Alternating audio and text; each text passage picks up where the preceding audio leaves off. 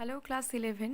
তোমাদের first unit টেস্টে সাহিত্য চর্চা পাঠ্য বইয়ের অন্তর্গত সত্যেন্দ্রনাথ বসু রচিত গালিলিও এই প্রবন্ধটি রয়েছে।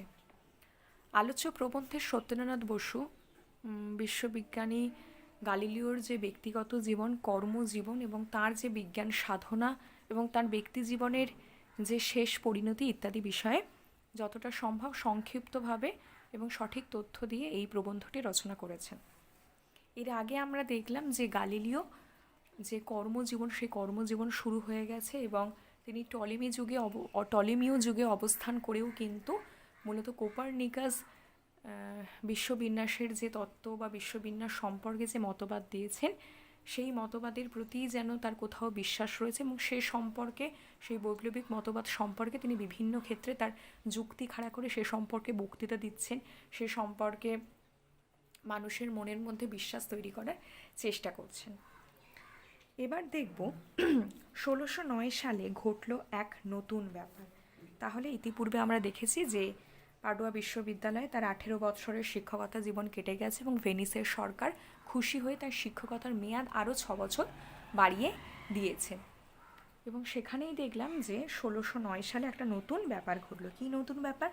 হল্যান্ডের একজন কাঁচের লেন্স নিয়ে নাড়াচাড়া করতে করতে, হল্যান্ডের এখন বর্তমান নাম হচ্ছে নেদারল্যান্ড, সেই হল্যান্ডের একজন জনৈক ব্যক্তির নাম এখানে প্রাবন্ধিক বলেননি, তাই আমরা জনৈক ব্যক্তি বলতে পারি। ব্যক্তি কাঁচের লেন্স নিয়ে নাড়াচাড়া করতে করতে হঠাৎ একটি নলের দুপাশে রেখে দেখলেন দূরের জিনিস এভাবে বড় দেখায় মনে হয় কাছে এগিয়ে এসেছে। অর্থাৎ 1609 খ্রিস্টাব্দে সেই হল্যান্ডের জনৈক ব্যক্তি মূলত কাঁচের লেন্স নিয়ে নাড়াচাড়া করতে করতে দেখলেন এবং একটা নলের দুপাশে দুটো কাঁচ রেখে দেখলেন যে দূরের জিনিস খুব কাছের মনে হচ্ছে এবং মনে হচ্ছে সেই জিনিসগুলো সামনেই রয়েছে। গালিলিওর কাছে এই খবর পৌঁছলো, অর্থাৎ এই যে একটা অভূতপূর্ব আবিষ্কার বা এই অভূতপূর্ব একটা বিষয়, এই অভূতপূর্ব খবরটা কিন্তু গালিলিওর কাছেও পৌঁছলো। তিনি কাগজে প্ল্যান এঁকে আলোর রেখাপথের বিষয় বিচার করতে লাগলেন। অর্থাৎ তিনি বিজ্ঞানের সমস্ত কিছুই যে সাধারণভাবে বা ঘটছে বা গতানুগতিকভাবে হচ্ছে বলে বিশ্বাস করবেন তা কিন্তু নয়। আমরা জানি যে গালিলিওর মূল চরিত্র বৈশিষ্ট্যই ছিল তিনি যুক্তিতর্কের মাধ্যমে সমস্ত বিষয়কে পরীক্ষা নিরীক্ষা করবেন, যদি তার মধ্যে সত্যতা থাকে তবেই সেই সত্যতা যাচাই করে তিনি তা গ্রহণ করবেন। এবং এক্ষেত্রেও তার ব্যতিক্রম হলো না। এক্ষেত্রেও সেই হল্যান্ডের জনৈক ব্যক্তি যে কাঁচের লেন্স নিয়ে নাড়াচাড়া করতে করতে এমন একটা বিষয় আবিষ্কার করলেন যেখানে দেখলেন যে দূরের জিনিসকে খুব কাছে দেখা যায়, সেই বিষয়টা বা সেই খবরটা যখন গালিলিওর কাছে পৌঁছলো, তখন গালিলিও কী করলেন? গালিলিও মূলত কাগজে প্ল্যান এঁকে আলোর যে রেখাপথ, সে আলোর রেখাপথ সম্পর্কে বিষয়বস্তু বিচার করতে লাগলেন। শীঘ্রই এই সমস্যার সমাধান হলো। অর্থাৎ হল্যান্ডের জনৈক ব্যক্তি যখন কাঁচের লেন্স নিয়ে নাড়াচাড়া করতে করতে নলের দুপাশে রেখে দেখলেন যে দূরের জিনিসটা কাছে আসছে, কেন আসছে এই বিষয় এই মানে প্রশ্নচিহ্ন বা এই জিজ্ঞাসাটার কিন্তু কোনো সমাধান হয়নি, শুধু দেখলেন যে দূরের জিনিসটা সামনে আছে। কিন্তু গালিলিও যখন কাগজে প্ল্যান এঁকে আলোর রেখাপথ বিচার বিবেচনা করলেন, তখন তিনি বুঝতে পারলেন যে এই বিষয়টা আদতে কী। তাই বললেন যে এই সমস্যার সমাধান হলো। তিনিও দূরবীন তৈরি করতে পারলেন, এটি আরও ভালো ও শক্তিশালী হলো। তাই মূলত সাধারণভাবে আমরা জানি যে গালিলিওকে দূরবীনের আবিষ্কারক বলা হয়, কারণ গালিলিও প্রকৃতপক্ষে হল্যান্ডের জনৈক ব্যক্তির কাছ থেকে তিনি হয়তো তথ্যসূত্র পেয়েছিলেন বা তিনি হয়তো তার এই কর্মের বা এই আবিষ্কারের একটা প্রাক সূচনা পেয়েছিলেন, কিন্তু প্রকৃতপক্ষে যাকে দূরবীন বলা চলে সেই দূরবীনের আবিষ্কারক কিন্তু গালিলিও। তাই বললেন যে তিনি নিজেও দূরবীন আবিষ্কার করলেন বা দূরবীন তৈরি করলেন, যেটি আরও বেশি ভালো এবং শক্তিশালী হলো। কেন এটি আরও বেশি ভালো এবং শক্তিশালী বলা হচ্ছে? হল্যান্ডে লোকটি দেখছিল সব উল্টো দেখায় তার দূরবীন। অর্থাৎ হল্যান্ডের ব্যক্তি যখন তার সেই দূরবীনের মতো বিষয়টিকে দেখলেন, তখন দেখলেন যে সমস্ত কিছু বিষয়বস্তু সেই দূরবীনের সাহায্যে দেখলে উল্টো দেখায়, অর্থাৎ যেটা যে অবস্থানে রয়েছে সেটা সেই অবস্থানে দেখায় না। কিন্তু গালিলিও করলেন যে যন্ত্র, তার সাহায্যে সব জিনিস যথারীতি অবস্থিতি দেখায়, উল্টো পাল্টা হয় না। কিন্তু গালিলিও মূলত আলোর রেখাপথ অঙ্কন করে পরীক্ষা নিরীক্ষা করে মূলত যে দূরবীন আবিষ্কার করলেন, সেই দূরবীন কিন্তু যথাযথ হলো। সেই জন্য সেটাকে বলা হচ্ছে আগের তুলনায় আরও বেশি ভালো, আরও বেশি শক্তিশালী। কারণ তিনি যে দূরবীনটা আবিষ্কার করলেন, সেই দূরবীনের সাহায্যে যা জিনিস দূরের জিনিসকে কাছে দেখা যায় সেটা যে অবস্থানে থাকে সেই অবস্থানেই দেখা যায়, উল্টো পাল্টা দেখায় না। ভেনিসে কর্তৃপক্ষের কাছে তার কদর বেড়ে গেল। তো তো এর পূর্বেই আমরা জেনেছি যে ভেনিসের সরকার তার উপর অত্যন্ত খুশি, এবং খুশি হয়েই তার যে কর্মজীবন, তা সেই কর্মজীবন পাডুয়া বিশ্ববিদ্যালয়ে 18 বৎসরের পর আরও 6 বছর বাড়িয়ে দিয়েছিলেন। সেই ভেনিসের কর্তৃপক্ষর কাছে তার অত্যন্ত কদর বেড়ে গেল। কেন কদর বেড়ে গেল? এই দূরবীন আবিষ্কারের ফলে। তারও একটা নির্দিষ্ট কারণ এখানে প্রাবন্ধিক বলেছেন।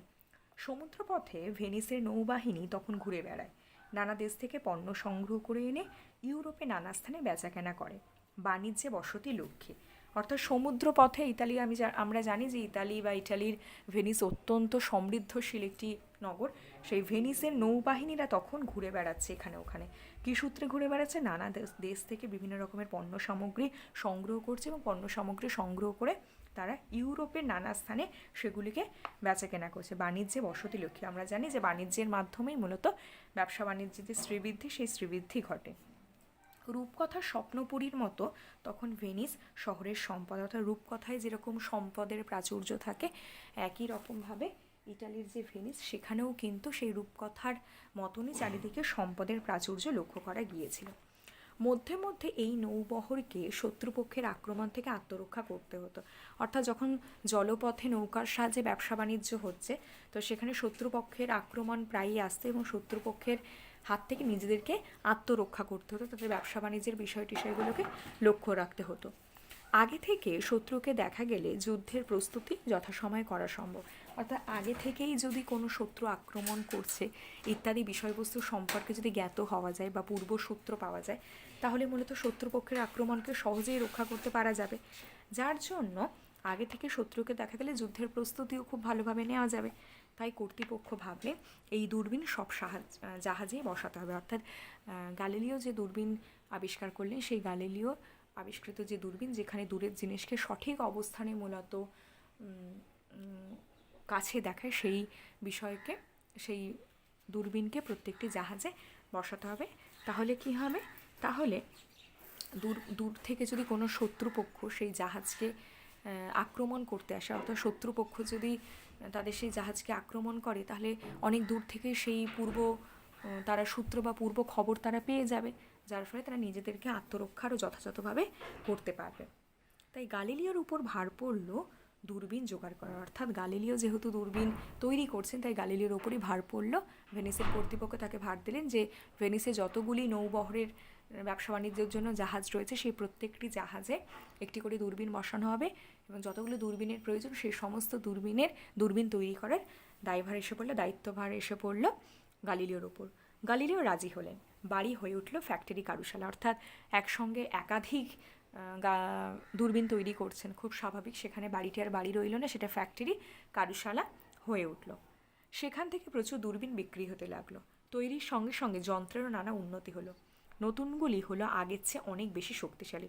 অর্থাৎ যেখানে তার বাড়িতে গালিলিও অনেক বেশি পরিমাণে দূরবীন তৈরি করছেন, সেখান থেকে অনেক দূরবীন বিক্রি হলো, এবং নিত্য নতুন আবিষ্কার, নিত্য নতুন বিভিন্ন রকমের কলাকৌশল ইত্যাদির ফলে তিনি যে দূরবীন আবিষ্কার করলেন, সেটা উত্তরোত্তর আরও বেশি উন্নত হলো, আরও বেশি ভালো হয়ে উঠল, শক্তিশালী হয়ে উঠল। এবার গালিলিও পেলেন হাতের মধ্যে বিশ্ব সমীক্ষার এক প্রধান যন্ত্র। এই হাতের মধ্যে বিশ্ব সমীক্ষার প্রধান যন্ত্র মূলত দূরবীনকেই বলা হয়েছে। কেন বলা হয়েছে? আকাশের দিকে ফিরিয়ে গালিলিও অনেক নতুন দৃশ্য দেখলেন। অর্থাৎ তার আবিষ্কৃত দূরবীনকে যখন তিনি আকাশের দিকে রাখলেন, তখন তিনি আকাশে নতুন নতুন অনেক দৃশ্য দেখলেন, যে কারণে তিনি এটিকে বিশ্ব সমীক্ষার একটা যন্ত্র বলেছেন। কি দেখলেন?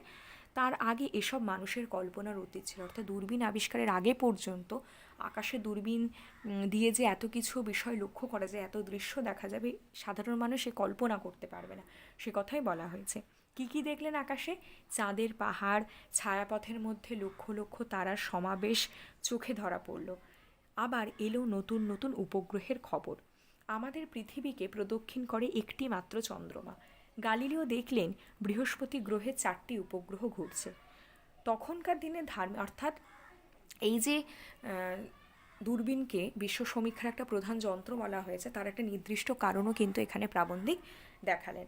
অর্থাৎ সেই যে দূরবীনটি আকাশের দিকে রাখলেন, সেই দূরবীনটি আকাশে রাখার ফলে মূলত তারা অনেক নতুন নতুন গালিলিও নতুন নতুন দৃশ্য সেগুলি তারা আবিষ্কার করলেন, যেটা আগে মানুষ কল্পনা করতে পারতেন না, সেই বিষয়গুলিকে কিন্তু সেখানে দেখা গেল। ধার্মিকেরা মত পরিবর্তন করলেন না, ও পাছে তাদের বিশ্বাস টলে যায়, এই ভয়ে। আচ্ছা, আগের লাইনটা আমি মিস করেছি।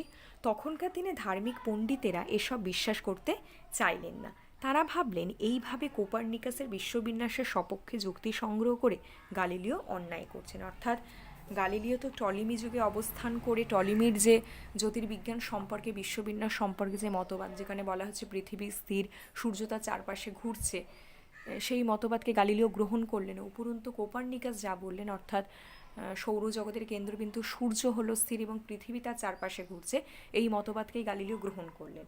এবং এই মতবাদকে গ্রহণ করে সেই মতবাদকে প্রতিষ্ঠা করার গালিলিও চেষ্টা করেন, এবং গালিলিওই মূলত প্রমাণ করলেন যে সূর্য স্থির এবং পৃথিবী তার চারপাশে ঘুরছে। এর ফলে তখনকার দিনে যারা ধার্মিক পণ্ডিত ছিল তারা কিন্তু গালিলিওর এই মতবাদ বিশ্বাস করতে চাইলেন না। তারা বলছেন যে টলিমি যুগে অবস্থান করে গালিলিও তার যে বিশ্ব সমীক্ষার যন্ত্র রয়েছে তা দিয়ে কোপার্নিকাসের বিশ্ববিন্যাসের সপক্ষে যে যুক্তি সংগ্রহ করছে, যে যুক্তি প্রচার করছে গালিলিও, তা অন্যায় হচ্ছে। এরপরে আমরা দেখব যে ধার্মিক পণ্ডিতরা তার প্রতি কীরকমভাবে মনোভাব তৈরি করেছিল, ইত্যাদি ইত্যাদি। আজকের এই ভিডিওতে গালিলিও প্রবন্ধ এই পর্যন্তই। বাকি অংশ আমরা পরের ভিডিওতে আলোচনা করব। Thank you.